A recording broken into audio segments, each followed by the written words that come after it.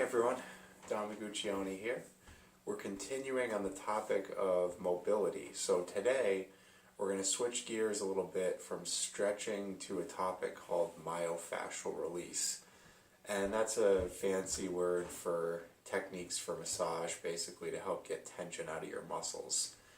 So for this, we're going to start with something called a foam roller here, which is a good tool for myofascial release for all kinds of muscle groups.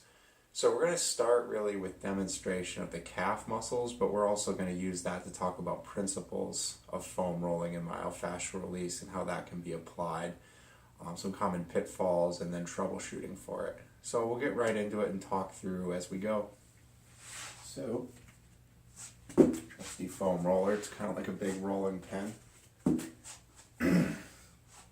Key thing to start is you want to make sure you're setting up properly. So I'm gonna make sure we can see this here, but want to make sure that you can sit comfortably and that you're not applying a terrible amount of tension to other parts of your body while you're trying to foam roll and release something. So for example, if I'm picking myself up here, if I'm hunched forward, if I'm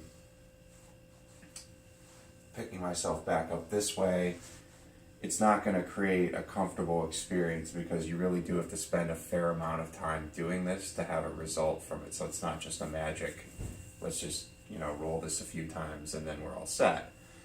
So make sure you get comfortable. If you need a pillow, have a pillow. Make sure you're using your leverage properly. Again, you're not like hanging out over here. That's not going to be very comfortable.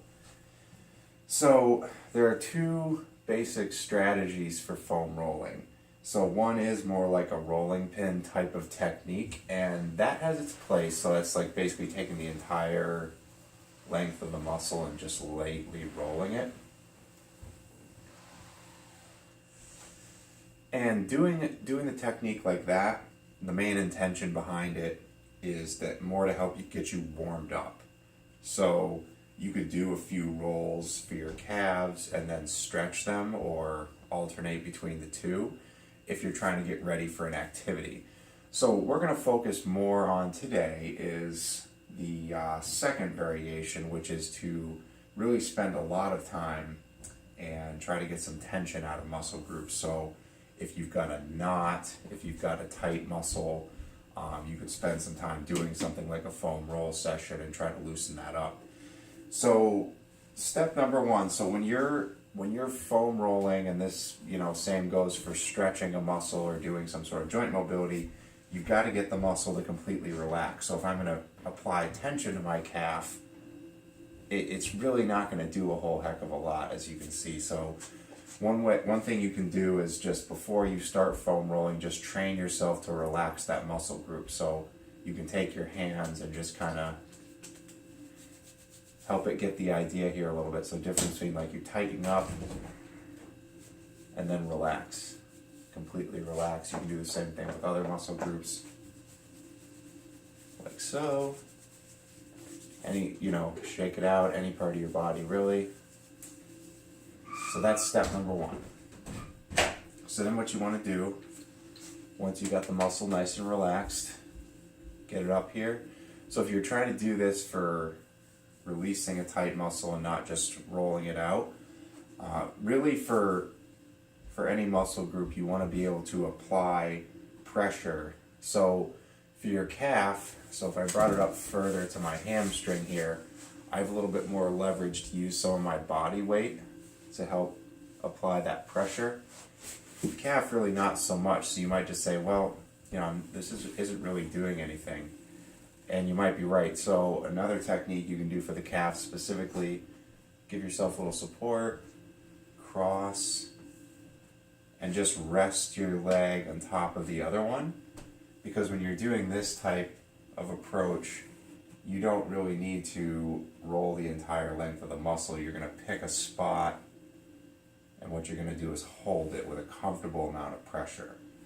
So that's the key word. You want it to be a comfortable amount of pressure. You don't want to be feeling pain. There should never be ouch in this as well. So you have to really manage that and make sure that you're not pushing it too far, because if you're feeling pain, really what your muscle's going to do naturally is tense up, try to protect itself. So make sure it's a comfortable amount of pressure. You can shift, you can move up, you can roll and find a different spot, maybe shift around a little bit. And basically you want to repeat this process until you're feeling relief in the area that you're going for.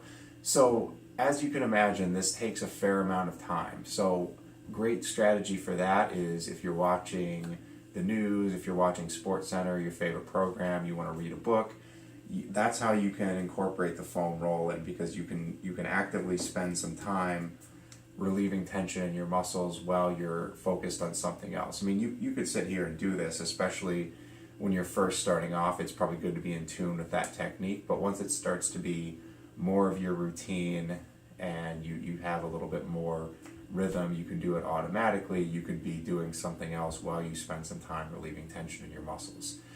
So that's the introduction to foam rolling, myofascial release. What we'll do is we'll do demonstrations for different muscle groups and continue the conversation. Hope you enjoyed it. If you did, please give me a like on Facebook, subscribe to the YouTube channel. We'll talk to you next time.